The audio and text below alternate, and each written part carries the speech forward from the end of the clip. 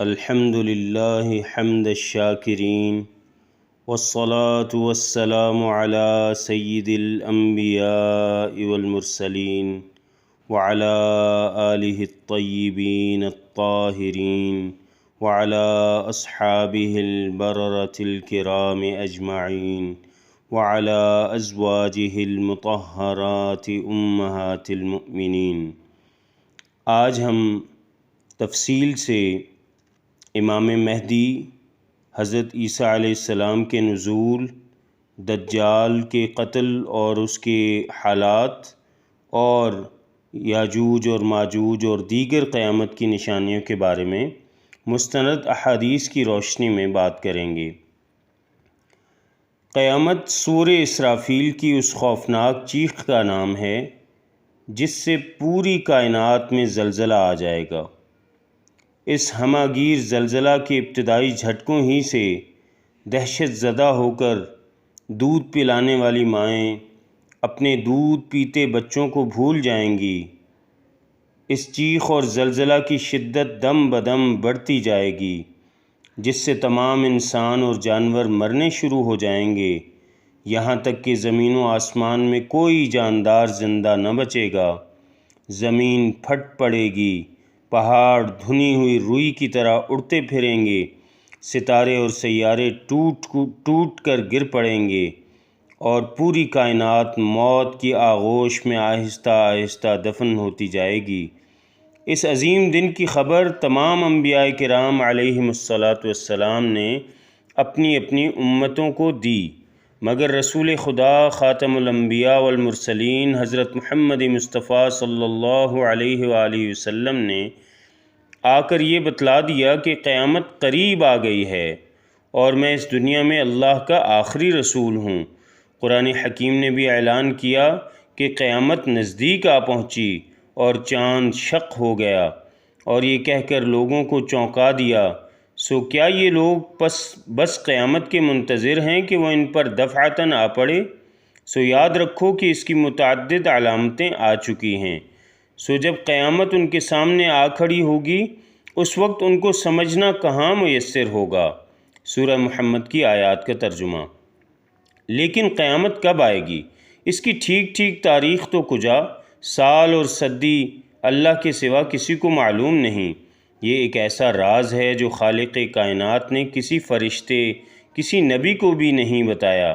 جبریل امین علیہ السلام نے رسول اللہ صلی اللہ علیہ وآلہ وسلم سے پوچھا تو ان کو بھی یہی جواب ملا کہ جس سے پوچھا جا رہا ہے وہ سائل سے زیادہ نہیں جانتا۔ قرآن حکیم نے بھی بتایا کہ قیامت کے مقررہ وقت کا علم اللہ کے سوا کسی کو نہیں۔ چند آیات یہ ہیں: نمبر 1، بے شک قیامت کی خبر اللہ ہی کو ہے۔ نمبر 2، یہ لوگ آپ سے قیامت کے متعلق پوچھتے ہیں کہ اس کا وقوع کب ہوگا، سو اس کے بیان کرنے سے آپ کا کیا تعلق؟ اس کے علم کی تعیین کا مدار صرف آپ کے رب کی طرف سے ہے۔ سورہ نازعات۔ تیسرا، یہ آپ سے قیامت کے بارے میں پوچھتے ہیں کہ یہ کب آئے گی، آپ فرما دیجئے کہ اس کا علم تو میرے رب کو ہی ہے، اس کو اس کے وقت پر اللہ کے سوا دوسرا کوئی ظاہر نہ کرے گا، اور وہ آسمانوں اور زمین میں بڑا بھاری حادثہ ہوگا اور وہ تم پر اچانک آ پڑے گی۔ وہ آپ سے اس طرح پوچھتے ہیں جیسے آپ گویا اس کی تحقیقات کر چکے، آپ فرما دیجئے کہ اس کا علم اللہ ہی کے پاس ہے، مگر اکثر لوگ نہیں جانتے۔ سورۃ الاعراف۔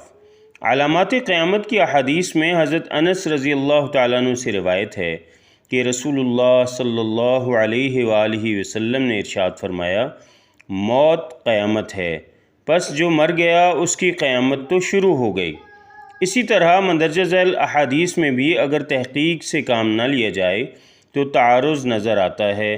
پہلے حدیث صحیح مسلم میں ہے، حضرت جابر رضی اللہ تعالیٰ عنہ فرماتے ہیں، میں نے رسول اللہ صلی اللہ علیہ وآلہ وسلم کو یہ فرماتے ہوئے سنا ہے کہ میری امت میں ایک جماعت یوم قیامت تک سربلندی کے ساتھ حق کے راستے میں برسر پیکار رہے گی، لڑتی رہے گی۔ اس سے معلوم ہوتا ہے کہ مومنین کی ایک ایسی جماعت یوم قیامت تک زندہ ہوگی، مگر مندرجہ ذیل احادیث میں صراحت ہے کہ قیامت سے پہلے تمام مومنین کو موت آ جائے گی اور قیامت کے دن کوئی مومن زندہ نہیں ہوگا۔ وہ حدیث یہ ہیں، بے شک اللہ عز و جل ایک ہوا بھیجے گا جو ریشم سے زیادہ نرم ہوگی، بس جس کے دل میں ایک دانہ یا ایک ذرہ برابر بھی ایمان ہوگا وہ اسے نہ چھوڑے گی اور اس کی روح قبض کر لے گی۔ صحیح مسلم کی یہ روایت ہے۔ قیامت نہ آئے گی جب تک یہ کیفیت نہ ہو جائے کہ زمین میں اللہ اللہ کہنے والا کوئی ایک بھی بچا نہ ہو۔ صحیح مسلم کی روایت ہے۔ قیامت ایسے ایک شخص پر نہیں آئے گی جو اللہ اللہ کہتا ہو۔ صحیح مسلم۔ قیامت نہیں آئے گی مگر صرف بدترین لوگوں پر۔ قیامت کی علامات کبریٰ یعنی بڑی نشانیوں میں سب سے پہلی علامت ہے حضرت امام مہدی کا ظاہر ہونا۔ احادیث مبارکہ میں حضرت امام مہدی کا ذکر بڑی تفصیل سے آیا ہے۔ حضرت مہدی حضرت سیدہ فاطمہ الزہراء رضی اللہ عنہا کی اولاد سے ہوں گے۔ ان کا نام محمد ہوگا، ان کے والد کا نام عبداللہ ہوگا۔ حضرت صلی اللہ علیہ وآلہ وسلم سے ان کی مشابہت ہوگی۔ پہلے ان کی حکومت عرب میں ہوگی اور پھر ساری دنیا میں پھیل جائے گی۔ 7 سال حکومت کریں گے۔ امام مہدی مدینہ منورہ میں پیدا ہوں گے۔ آخری زمانے میں جب مسلمان ہر طرف سے مغلوب ہو جائیں گے، مسلسل جنگیں ہوں گی، شام میں، سیریا میں عیسائیوں کی حکومت قائم ہو جائے گی، ہر جگہ کفار کے مظالم بڑھ جائیں گے، عرب میں بھی مسلمانوں کی باقاعدہ پرشوکت حکومت نہیں رہے گی، خیبر کے قریب تک عیسائی پہنچ جائیں گے اور اس جگہ تک ان کی حکومت قائم ہو جائے گی۔ بچے کھچے مسلمان مدینہ منورہ پہنچ جائیں گے اور اس وقت حضرت امام مہدی مدینہ منورہ میں ہوں گے۔ لوگوں کے دل میں یہ خواہش پیدا ہوگی کہ اب امام مہدی کو تلاش کرنا چاہیے، ان کے ہاتھ پر بیعت کر کے ان کو اپنا لیڈر بنا لینا چاہیے۔ اس زمانے کے نیک لوگ، اولیاء اللہ، علماء، ابدال سب ہی امام مہدی کی تلاش میں ہوں گے۔ بعض جھوٹے مہدی بھی پیدا ہو جائیں گے اور آئے روز اپنے آپ کو مہدی کہنا شروع ہو جائیں گے۔ امام اس ڈر سے کہ لوگ انہیں حاکم اور امام نہ بنا لیں، مدینہ منورہ سے مکہ معظمہ چلے جائیں گے اور بیت اللہ شریف کے طواف میں مشغول ہوں گے، حجر اسود اور مقام ابراہیم کے درمیان ہوں گے، ان کو پہچان لیں گے۔ ان کو پہچاننے والے اس دور کے راسخ علماء ہوں گے اور لوگ ان کو گھیر کر ان سے حاکم اور امام ہونے کے بیعت کریں گے۔ اسی بیعت کے دوران ایک آواز آسمان سے آئے گی جو سب کو سنائی دے گی۔ تمام لوگ جو وہاں موجود ہوں گے وہ سنیں گے۔ وہ آواز یہ ہوگی، اللہ تعالیٰ کے خلیفہ اور حاکم بنائے ہوئے امام مہدی ہیں۔ جب آپ کی بیعت کی شہرت ہوگی تو مدینہ منورہ کی فوجیں مکہ معظمہ میں جمع ہو جائیں گی۔ شام، عراق اور یمن کے اہل اللہ، ابدال سب آپ کی خدمت میں حاضر ہوں گے اور آپ کی بیعت کریں گے۔ ایک فوج حضرت امام مہدی سے لڑنے کے لیے فوراً آئے گی۔ جب وہ مکہ مکرمہ اور مدینہ منورہ کے درمیان ایک جنگل میں پہنچے گی اور ایک پہاڑ کے نیچے ٹھہرے گی تو سوائے 2 آدمیوں کے سب کو زمین میں دھسا دیا جائے گا۔ امام مہدی مکہ مکرمہ سے مدینہ منورہ واپس آئیں گے اور رسول اللہ صلی اللہ علیہ وآلہ وسلم کے روضہ مبارک کی زیارت کریں گے۔ پھر شام کی طرف روانہ ہو جائیں گے، سیریا کی طرف روانہ ہو جائیں گے۔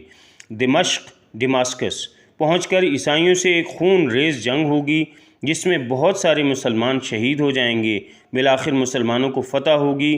امام مہدی ملک کا انتظام سنبھال کر قسطنطنیہ، جو کہ استنبول ہے آج کا ترکی کے اندر، فتح کرنے کے لیے عازم سفر ہوں گے۔ قسطنطنیہ یعنی استنبول پہنچ کر اس کو فتح کریں گے۔ امام مہدی اس کو فتح کر کے شام کے لیے، سیریا کے لیے دوبارہ روانہ ہوں گے۔ شام پہنچنے کے کچھ ہی عرصہ کے بعد دجال نکل پڑے گا۔ دجال شام اور عراق کے درمیان میں سے نکلے گا، گھومتا گھماتا ہوا پوری دنیا کا چکر لگائے گا۔ اس کی عمر 1 سال 2 مہینے اور 14 دن ہوگی، یعنی 14 مہینے اور 14 دن ہوگی۔ پھر اس کے بعد وہ دمشق کے قریب پہنچ جائے گا اور عصر کی نماز کے وقت جب تمام مسلمان نماز کی تیاری میں مصروف ہوں گے تو اس وقت پھر وہ محاصرہ کر لے گا اور اس محاصرے کے اندر تمام مسلمان گھر جائیں گے اور پھر اچانک حضرت عیسیٰ علیہ السلام 2 فرشتوں کے کندھوں پر ہاتھ رکھے ہوئے آسمان سے نازل ہوتے ہوئے نظر آئیں گے۔ دجال حضرت عیسیٰ علیہ السلام کو دیکھ کر بھاگے گا۔ بالآخر اسرائیل میں ایک شہر ہے جس کا نام ہے لد، اس کے دروازے پر پہنچ جائے گا۔ یہ آج کل اسرائیل کی ایئر بیس کہلاتی ہے۔ حضرت عیسیٰ علیہ السلام وہاں باب لد پر دجال کو قتل کر دیں گے۔ اس وقت روئے زمین پر کوئی کافر نہیں رہے گا، سب مسلمان ہوں گے۔ حضرت امام مہدی علیہ رضوان کی عمر 45، 48 یا 49 برس ہوگی اور آپ کا انتقال ہو جائے گا۔ حضرت عیسیٰ علیہ السلام کے نزول کے بعد حضرت مہدی کا انتقال ہو جائے گا۔ حضرت عیسیٰ علیہ السلام ان کی نماز جنازہ پڑھائیں گے، بیت المقدس میں ان کا انتقال ہوگا اور وہیں پر ان کو دفن کیا جائے گا۔ خروج دجال یہ دوسری بڑی علامت ہے جو کہ قیامت کی نشانیوں میں سے ہے۔ قیامت کی علامات کبریٰ یعنی بڑی نشانیوں میں دوسری علامت خروج دجال ہے۔ احادیث مبارکہ میں دجال کا ذکر بڑی وضاحت سے آیا ہے۔ ہر نبی نے دجال کے فتنے سے اپنی امت کو ڈرایا ہے۔ حضور اکرم صلی اللہ علیہ وآلہ وسلم نے اس کی نشانیاں بھی بیان فرمائی ہیں۔ دجال کا ثبوت احادیث متواترہ اور اجماع امت سے ثابت ہے۔ دجال یہودی ہوگا، خدائی کا دعویٰ کرے گا، اس کی دونوں آنکھوں کے درمیان کافر لکھا ہوا ہوگا، دائیں آنکھ سے کانا ہوگا، یعنی اس کی دو آنکھیں ہوں گی لیکن ایک آنکھ اس کی پھوٹی ہوئی ہوگی جیسے انگور کا دانہ ہوتا ہے، اور اس کے جو ماتھے پر جو کافر لکھا ہوا ہوگا کاف، فے اور رے، یہ صرف مومن کو نظر آئے گا۔ زمین پر اس کا قیام 40 دن ہوگا، جیسے میں نے پہلے عرض کیا کہ اس کی 40 دن جو ہیں، سب سے پہلا دن جو ہے اس کا 1 سال کا ہے، اور دوسرا دن اس کا 1 مہینے کا ہے، تیسرا دن 1 ہفتے کا ہے یعنی 7 ڈیز، اور پھر باقی اس کے جو دن ہیں 37 ڈیز وہ عام دنوں کے جیسے ہوں گے۔ تو یہ اگر کیلکولیٹ کیا جائے تو 14 مہینے اور 14 دن یعنی 1 سال 2 ماہ اور 14 دن اس کی لائف بنتی ہے۔ وہ پوری دنیا کا چکر لگائے گا اور لوگوں سے اپنی خدائی منوانے کی کوشش کرے گا۔ تو جو کمزور ایمان والے ہوں گے وہ اس کی طاقتیں دیکھ کر اس کو خدا مان لیں گے اور جہنم واصل ہوں گے، اور جو ایمان والے ہوں گے وہ اس کی خدائی کو تسلیم نہیں کریں گے اور یہی کامیاب ہوں گے۔ اللہ تعالیٰ اس کے ہاتھ پر مختلف خرق عادات، امور، شعبدے ظاہر فرمائیں گے، یعنی اس کو مختلف طاقتیں عطا فرمائیں گے، اور وہ لوگوں کی آزمائش اور امتحان ہوگا۔ وہ لوگوں کو حکم کرے گا اور کہے گا کہ یہ دیکھو میں بارش برسا سکتا ہوں۔ زمین کو حکم کرے گا تو زمین فوراً غلہ اگا دے گی۔ ویرانے میں سے گزرے گا اور اسے کہے گا کہ اپنے خزانے نکال دو، تو زمین اپنے اندر سے خزانے باہر نکال دے گی۔ پھر وہ خزانے شہد کی مکھیوں کی طرح اس کے پیچھے پیچھے چلیں گے۔ آخر میں وہ ایک شخص کو قتل کرے گا، پھر اسی کو زندہ کرے گا، اور پھر دوبارہ اس سے پوچھے گا کہ ہاں تم مجھے خدا مانتے ہو؟ تو وہ کہے گا کہ نہیں، میں تمہیں خدا نہیں مانتا۔ تو وہ اس کو دوبارہ قتل کرنا چاہے گا تو پھر دوبارہ اس کو قتل نہ کر سکے گا۔ دجال پوری زمین کا چکر لگائے گا، کوئی شہر ایسا نہیں ہوگا جہاں دجال نہیں جائے گا سوائے مکہ مکرمہ اور مدینہ منورہ کے۔ ان دونوں شہروں میں فرشتوں کے پہرے ہوں گے، اس کی وجہ سے وہ وہاں داخل نہیں ہو سکے گا۔ دجال کا فتنہ تاریخ انسانیت کا سب سے بڑا فتنہ ہوگا۔ حضرت امام مہدی جب قسطنطنیہ یعنی استنبول کو فتح فرما کر شام واپس تشریف لائیں گے، دمشق میں مقیم ہوں گے، شام اور عراق کے درمیان میں سے دجال نکلے گا، نبوت کا دعویٰ کرے گا، یہاں تک کہ وہ اصفہان پہنچے گا۔ اصفہان کے 70,000 یہودی اس کے ساتھ ہو جائیں گے۔ یہ ایران کا شہر ہے اور وہاں آج بھی یہودی بستے ہیں۔ پھر خدائی کا دعویٰ شروع کر دے گا اور اپنے لشکر کے ساتھ زمین میں فساد مچاتا پھرے گا، بہت سے ملکوں سے ہوتا ہوا یمن تک پہنچے گا، بہت سے گمراہ لوگ اس کے ساتھ ہو جائیں گے۔ یہاں سے مکہ مکرمہ کے لیے روانہ ہوگا، مکہ مکرمہ کے قریب آ کر ٹھہرے گا۔ مکہ مکرمہ کے گرد فرشتوں کا حفاظتی پہرا ہوگا، جس وجہ سے وہ مکہ مکرمہ میں داخل نہیں ہو سکے گا۔ پھر مدینہ منورہ کے لیے روانہ ہوگا، یہاں بھی فرشتوں کا حفاظتی پہرا ہوگا۔ دجال مدینہ منورہ میں بھی داخل نہ ہو سکے گا۔ اس وقت مدینہ منورہ میں 3 مرتبہ زلزلہ آئے گا، جس سے کمزور ایمان والے گھبرا کر مدینہ منورہ سے باہر نکل جائیں گے اور دجال کے فتنے میں پھنس جائیں گے۔ مدینہ منورہ میں ایک اللہ والے دجال سے مناظرہ کریں گے۔ دجال انہیں قتل کرے گا، پھر زندہ کرے گا۔ وہ کہیں گے اب تو تیرے دجال ہونے کا مجھے پکا یقین ہو گیا۔ دجال انہیں دوبارہ قتل کرنے کی کوشش کرے گا مگر دوبارہ قتل نہیں کر سکے گا۔ یہاں سے دجال پھر سیریا کی طرف، شام کی طرف روانہ ہوگا۔ دمشق، دماسکس کے قریب پہنچ جائے گا۔ یہاں حضرت امام مہدی پہلے سے موجود ہوں گے اور مسلمانوں کا لشکر بھی ان کے ساتھ موجود ہوگا کہ اچانک آسمان سے حضرت عیسیٰ علیہ السلام اتریں گے۔ حضرت امام مہدی تمام انتظامات حضرت عیسیٰ علیہ السلام کے حوالے کرنا چاہیں گے۔ وہ فرمائیں گے کہ نہیں، انتظام تو آپ ہی کے ہاتھ میں رہے گا، میرا کام اس امت میں صرف دجال کو قتل کرنا ہے۔ اس وقت تمام عیسائی دنیا بھی حضرت عیسیٰ علیہ السلام کے لیے مسلمان ہو جائیں گے اور حضرت عیسیٰ علیہ السلام اور تمام عیسائی مسلمان ہو کر آپ صلی اللہ علیہ وسلم کو فالو کریں گے اور قرآن کریم کو فالو کریں گے۔ دجال کے لشکر کی طرف عیسیٰ علیہ السلام بڑھیں گے، گھوڑے پر سوار ہوں گے، نیزہ ان کے ہاتھ میں ہوگا۔ دجال ان کو دیکھ کر نمک کی طرح پگھلنا شروع ہوگا اور وہاں سے بھاگ کھڑا ہوگا اور باب لد کے مقام پر پہنچ کر بڑی گھمسان کی لڑائی ہوگی۔ حضرت عیسیٰ علیہ السلام کے سانس میں یہ تاثیر ہوگی کہ جہاں تک ان کی نگاہ جائے گی وہاں تک ان کی سانس پہنچے گی، اور جس کافر کو آپ کے سانس کی ہوا لگے گی وہ اسی وقت مر جائے گا۔ دجال حضرت عیسیٰ علیہ السلام کو دیکھ کر بھاگے گا، آپ اس کا پیچھا کریں گے اور باب لد پر پہنچ کر دجال کو قتل کر دیں گے۔ حضرت عیسیٰ علیہ السلام کے نزول علامات کبریٰ میں سے بہت بڑی علامت ہے۔ حضرت عیسیٰ علیہ السلام کا آسمانوں سے نازل ہونا اور دجال کو قتل کرنا۔ نزول عیسیٰ کا عقیدہ قرآن کریم، احادیث متواترہ اور اجماع امت سے ثابت ہے۔ اس کی تصدیق کرنا اور اس پر ایمان لانا فرض ہے، اور مسلمان ہونے کے لیے ضروری ہے کہ اس عقیدے کے بغیر کوئی شخص مسلمان نہیں ہو سکتا۔ اس لیے ایسے لوگ جیسے کہ قادیانی لوگ ہیں جنہوں نے حضرت عیسیٰ علیہ السلام کے نزول کا انکار کر کے اپنے جھوٹے نبی کو نعوذ باللہ مسیح موعود کہا، وہ دائرہ اسلام سے خارج ہو گئے۔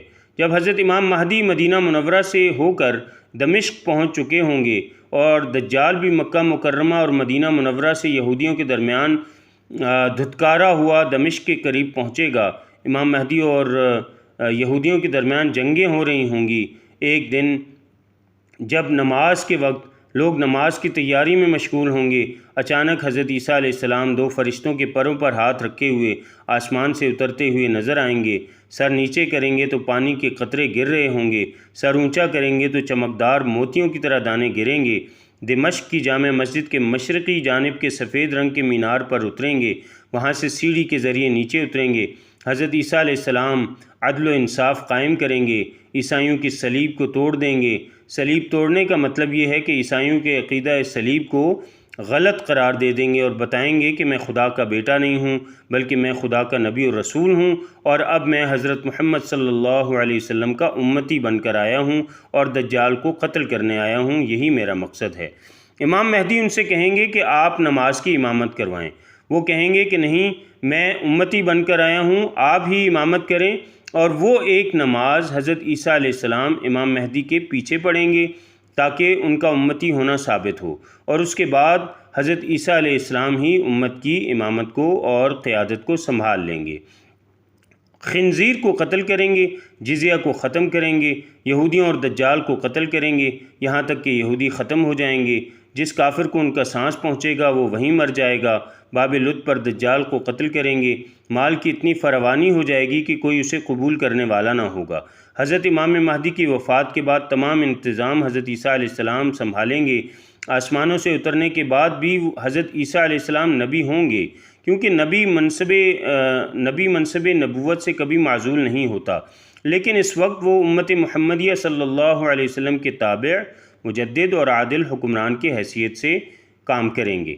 دجال کو قتل کرنے کے بعد حضرت عیسیٰ مسلمانوں کے احوال کی اصلاح فرمائیں گے، اللہ تعالیٰ کے حکم سے انہیں کوہ طور پر لے جائیں گے۔ 40 یا 45 برس کے بعد ان کی وفات ہوگی۔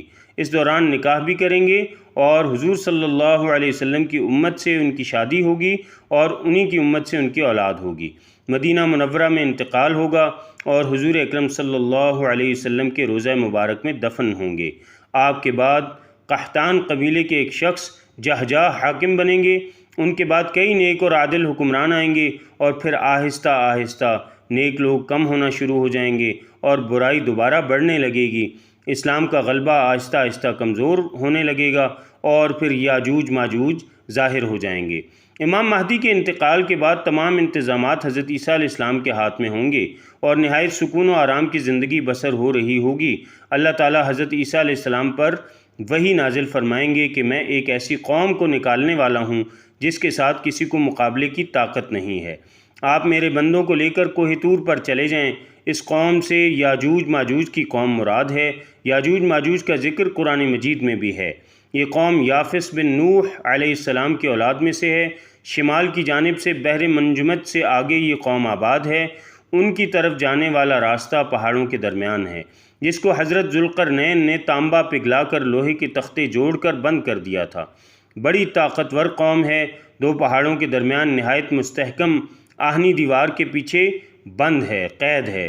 قیامت کے قریب وہ دیوار ٹوٹ کر گر پڑے گی اور یہ قوم باہر نکل آئے گی اور دنیا میں ہر طرف پھیل جائے گی، فساد برپا کرے گی۔ یاجوج ماجوج آہنی دیوار ٹوٹنے کے بعد ہر بلندی سے دوڑتے ہوئے نظر آئیں گے۔ قرآن کریم کی آیت کا ترجمہ: جب ان کی پہلی جماعت بحیرہ طبریہ پر سے گزرے گی تو اس کا سارا پانی پی جائیں گے۔ جب دوسری جماعت گزرے گی تو وہ کہے گی یہاں تو کبھی پانی تھا ہی نہیں۔ یاجوج ماجوج کی وجہ سے حضرت عیسیٰ علیہ السلام اور مسلمان بڑی تکلیف میں ہوں گے، کھانے کی قلت ہو جائے گی۔ عالم یہ ہوگا کہ بیل کا سر 100 دینار سے بھی قیمتی اور بہتر سمجھا جائے گا۔ حضرت عیسیٰ علیہ السلام یاجوج ماجوج کے لیے بد دعا کریں گے، اللہ تعالیٰ ان کی گردنوں میں ایک بیماری پیدا کر دیں گے جس سے وہ سب کے سب مر جائیں گے، اور ان کے مرنے کی وجہ سے زمین ایسی بدبودار اور تعفن زدہ ہو جائے گی اور ایسی بھر جائے گی تعفن سے۔ حضرت عیسیٰ علیہ السلام کی دعا سے اللہ تعالیٰ بڑی بڑی گردنوں والے پرندے بھیجیں گے جو ان کی لاشوں کو اٹھائیں گے، اور بڑی بڑی گردنوں والے پرندے اٹھا کر ان کو دور کہیں جہاں اللہ چاہیں گے پھینک دیں گے، اور پھر موسلا دھار بارش ہوگی جو ہر جگہ سے ہر قسم کی گندگی کو اور میل کچیل کو اٹھا کر دھو کر صاف کر دیں گے، شفاف کر دیں گے، اور بدبو ختم ہو جائے گی۔ اور اس کے بعد سورج مغرب سے طلوع ہوگا۔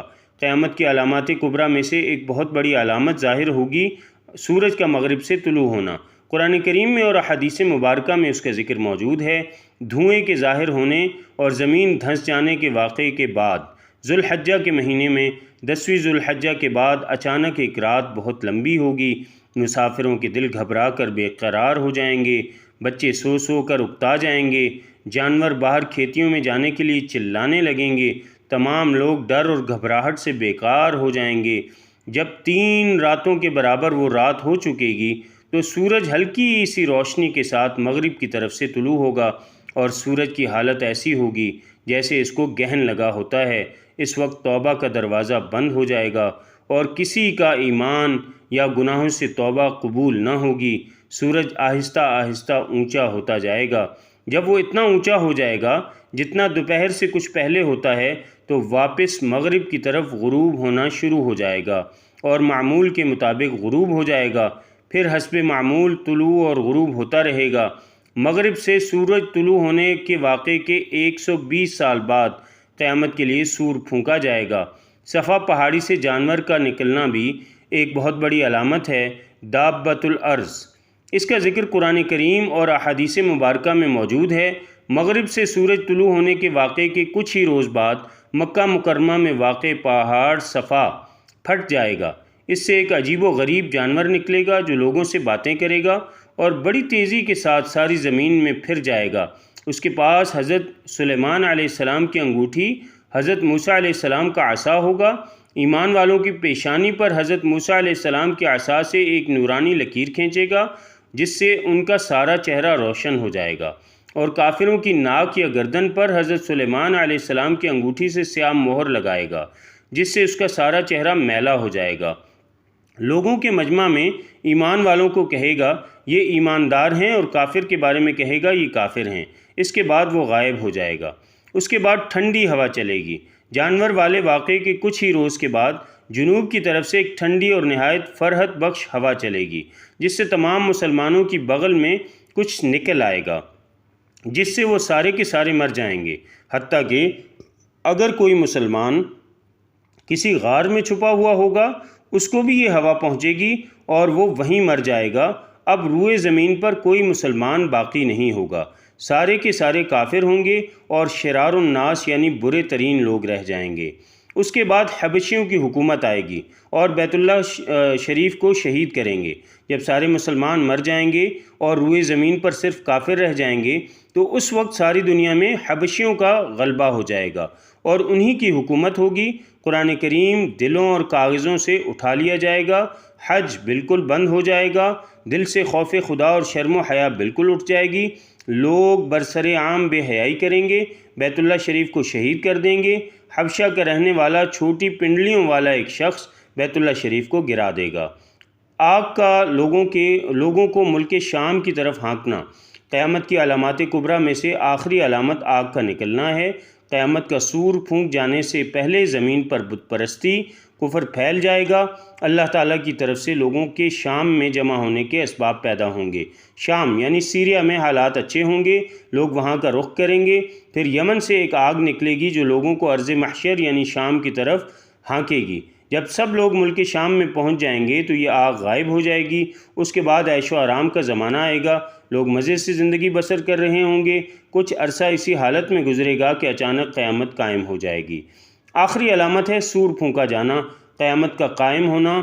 ان تمام علامات کے واقع ہو جانے کے بعد محرم کی 10 تاریخ جمعہ کا دن لوگ اپنے اپنے کاموں میں لگے ہوں گے۔ اچانک قیامت کا سور پھونک دیا جائے گا۔ 2 آدمیوں نے کپڑا پھیلا رکھا ہوگا، اس کو سمیٹ نہ سکیں گے، نہ ہی خرید و فروخت مکمل کر سکیں گے۔ اچانک قیامت قائم کر دی جائے گی۔ ایک شخص اپنی اونٹنی کا دودھ لے کر جائے گا، اسے پی نہیں سکے گا، قیامت قائم ہو جائے گی۔ ایک شخص اپنے پانی والے حوض کی مرمت کر رہا ہوگا، اسے پانی نہیں پی سکے گا، قیامت قائم ہو جائے گی۔ ایک شخص نوالا منہ کی طرف اٹھا لے گا، اسے منہ میں ڈال نہیں سکے گا، قیامت قائم ہو جائے گی۔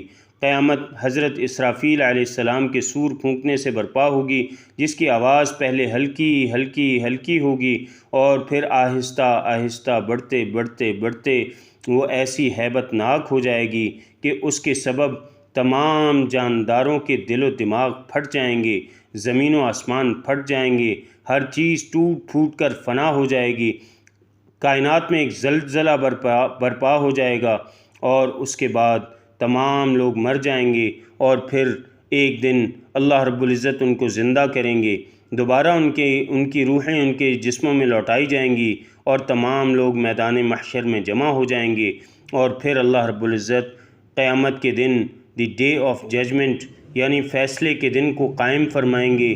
نیک لوگوں کو نیک اعمال کے برابر ثواب ملے گا اور بد اعمالوں کو جہنم کی شکل میں عذاب ملے گا۔ اللہ تعالیٰ مجھے اور آپ کو ان تمام فتنوں کے زمانے میں ایمان پر مضبوط اور قائم رہنے کی توفیق نصیب فرمائے اور اس کے لیے نیک اعمال کرنے کی توفیق نصیب فرمائے۔ وآخر دعوانا ان الحمد للہ رب العالمین۔